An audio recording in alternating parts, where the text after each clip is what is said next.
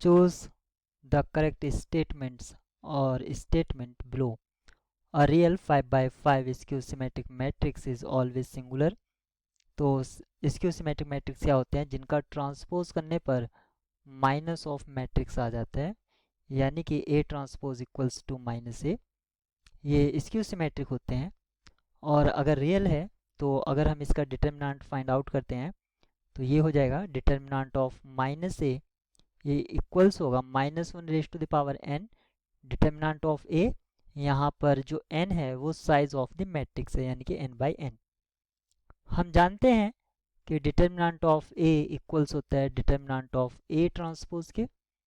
Left hand side में हम use कर लेते हैं determinant of A equals to minus one raise to the power n determinant of A. अगर n odd है तो हम यहाँ पर नेगेटिव मिलेगा हमें यहाँ पर, तो आप यहाँ पर देख सकते हैं। अगर मैं दोनों साइड इसको एक ही साइड ले आता हूँ तो 2 times determinant of A equals to 0 imply करता है determinant of A equals to 0। इसका मतलब हुआ कि मैट्रिक्स ए आपकी सिंगुलर है। ऑप्शन ए यहाँ पर करेक्ट है। The linear transformation T r2x to r2x ending px to px plus p prime x is invertible. जब भी लीनियर ट्रांसफॉर्मेशन का इस तरह का प्रॉब्लम होता है कि मैट्रिक्स इन्वर्टिबल है, उसकी रैंक क्या होगी, या कोई पर्टिकुलर वेक्टर उसकी रिंग सेट में है, तो आप उसका मैट्रिक्स रिप्रेजेंटेशन फाइंड आउट कीजिए। तो स्टैंडर्ड ऑर्डर बेसिस के रेस्पेक्ट में मैं मैट्रिक्स फाइंड करता हूँ 1x x स्क्वायर, ये स्टैंडर्ड ऑर्डर बेसिस है। तो सबसे पहले मैं px को 1 कंसिडर करूँगा, फिर px को मैं x कंसिडर करूँगा और फिर px को मैं x स्क्वायर कंसिडर करूँगा। तो जैसे ही मैं इन पर t अप्लाई करूँगा, t अप्लाई करने पर मुझे इनका जो इमेज है वो क्या मिलेगा, 1 प्लस 0, फिर मुझे मिलेगा x प्लस 1 और x स्क्वायर प्लस x।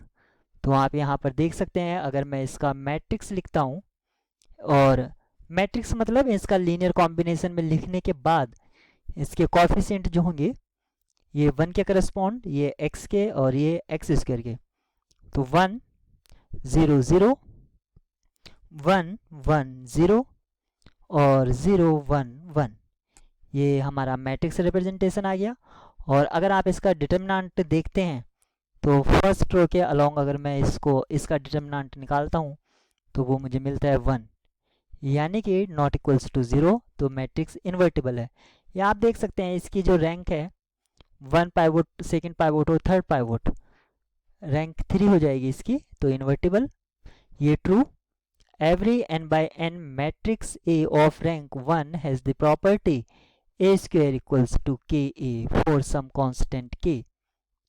तो एक हम स्क्वायर मैट्रिक्स कंसीडर कर लेते हैं 0 1 0 0। अगर मैं इस मैट्रिक्स का स्क्वायर फाइंड आउट करता हूं, तो क्योंकि ये स्ट्रिक्टली अपर ट्रायंगुलर मैट्रिक्स है तो इसके साइज पर ये निलपोटेंट मैट्रिक्स में, यानी कि अपर ट्रायंगुलर मैट्रिक्स निलपोटेंट होते हैं, तो 0 0 में रिड्यूस हो जाएगा सेकेंड ऑर्डर पर। तो ये जो आप देख रहे हैं कि a स्क्वायर इक्वल्स टू, यहाँ पर k टाइम्स a हमें नहीं मिल रहा है, ये स्टेटमेंट आपकी फॉल्स हो जाती है, ये आपकी भी फॉल्स। तो यहाँ पर आपसे पूछा गया था कि कौन से करेक्ट स्टेटमेंट्स हैं, तो इस प्रॉब्लम के लिए जो की है A और B होगा।